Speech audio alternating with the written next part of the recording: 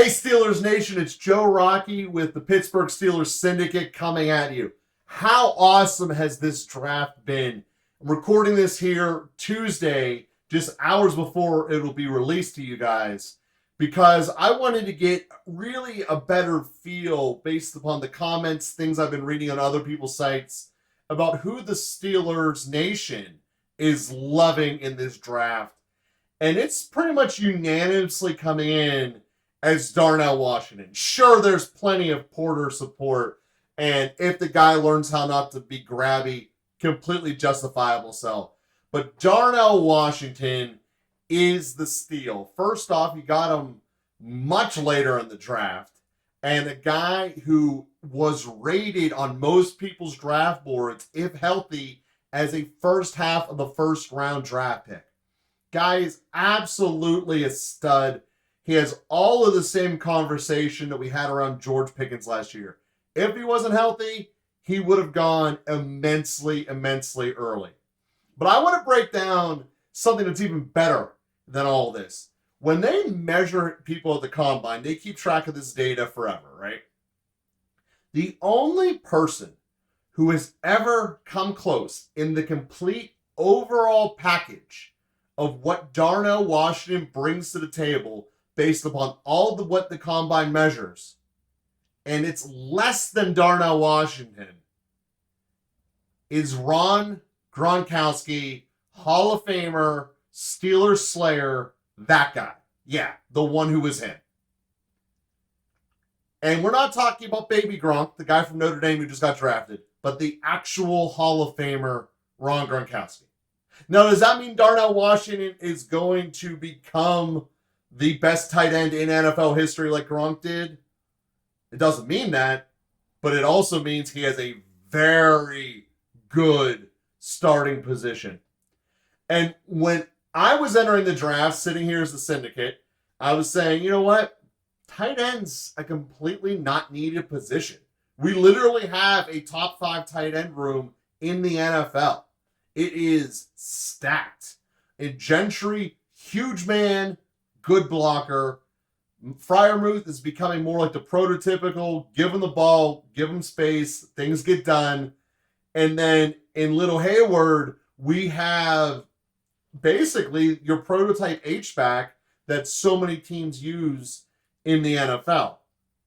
And now we have just added a complete and utter freak in all of the best ways. I mean, Darnell Washington has the potential of ripping the ball off the cover literally when he just palms it in the air, bringing it in. I mean, that's how big and strong this man is. Some of the biggest hands the NFL Combine has ever recorded. And why does that measure? Well, now that these gloves are super sticky, you basically just need to get your hand on it and you can bring it in.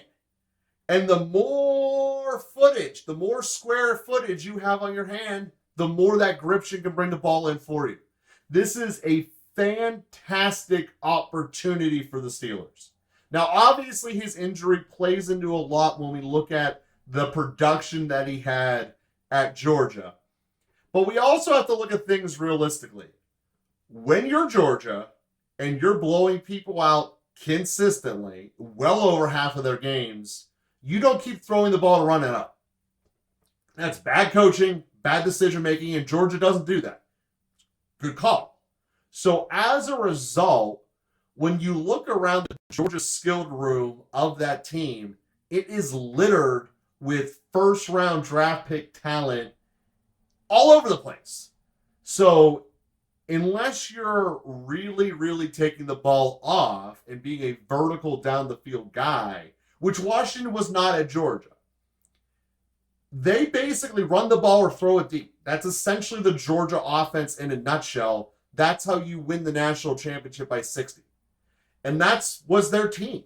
So there wasn't a whole lot of need to do checkdowns because they had one of the best offensive lines in the league, not to mention Broderick Jones, our first round pick, being the anchor of it. So I'm seeing arguments saying, water down your temperance on Darnell Washington. Look at his stats, look at his stats.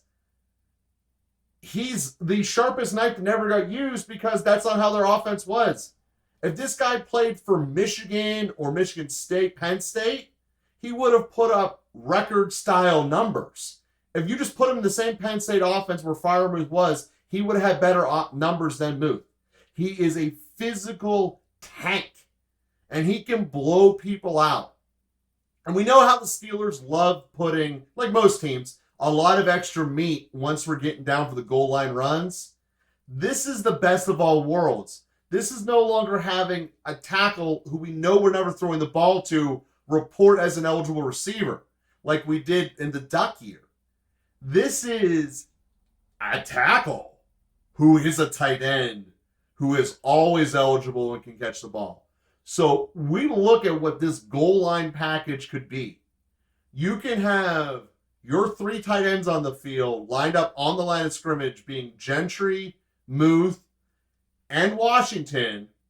You're now H-back, fullback in Connor Hayward, and then the power running back in Mr. Najee Harris in the back. That is a lot of run power production coming at you, with the worst blocker of that group probably being Freiermuth. That's how good that group will be. And when we're talking about short yardage running game, there is no excuse this year. They have revamped the running style of this line like crazy. Jones brings that to the table. Now, granted, that requires Jones to be on the field and he has to win out his job, and I still think that's a 50-50. But just by being able to convert and know that you have third and short now as a lock in your pocket, ask the Philadelphia Eagles what that does to your winning percentage.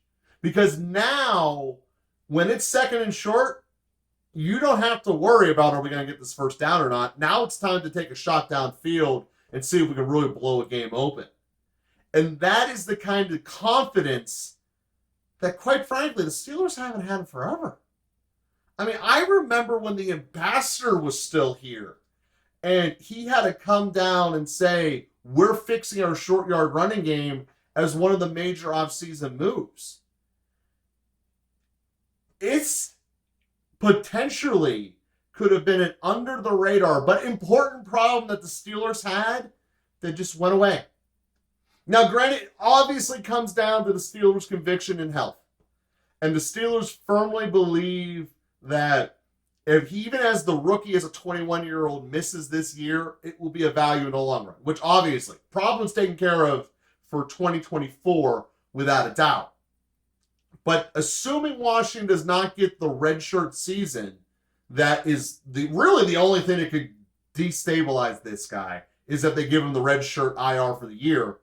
If that doesn't happen, there is no excuses for this team when we're talking about power running game, especially in short yards with that much meat on the field. You know, George Pickens, possibly my favorite upside Steeler of anyone on this team, isn't on the field for that. And I still am super excited for it. Washington, I think, just has given this team a weapon that is unmatchable. Because that's the other part. Once we start converting him into a purified pass rusher, attacking middle linebackers on 7-yard slants, being the middle of the field presence, if you can have Muth attacking the deep center and Washington taking the underneath, you are putting so much pressure on middle linebackers to cover us. It doesn't matter that Baltimore went out and bought the best one in the league. You can't be in two places at once. And the fact is, there is massive potential. And to play the system of either a 2-receiver set or potentially 1 receiver, 2 tight ends, and a fullback in regular play opens up the difficulty for this Steelers defense to cover, or to cover the Steelers defense, immensely. Washington is an unregulated freak. He is unique because you shouldn't be that big, you shouldn't be that strong, that's trim, that big of hands, and that ability to move. Should not happen. It's really been the story of this draft. You know, if you want to look for traits that they got, the same description I just gave about Washington, water it down for tackles, that's Broderick Jones. Make it a thinner version and a corner, that's Porter.